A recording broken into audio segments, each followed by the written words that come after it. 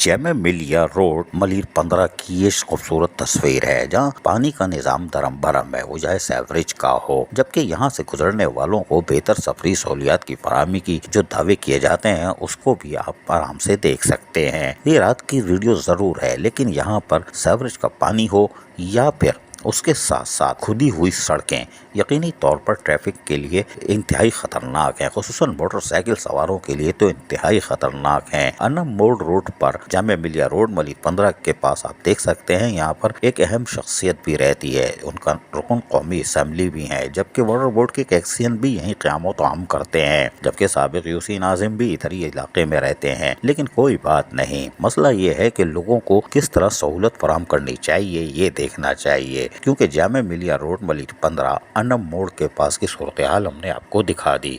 अजीज Arif, KBS बल्दियाती news Karachi. ऐसी ही खूबसूरत वीडियोस फ्यूचर में हासिल करने के लिए रेड बटन पर क्लिक करके और बेल आइकॉन को प्रेस करके हम सबके सब्सक्राइबर बनना मत भूलिए।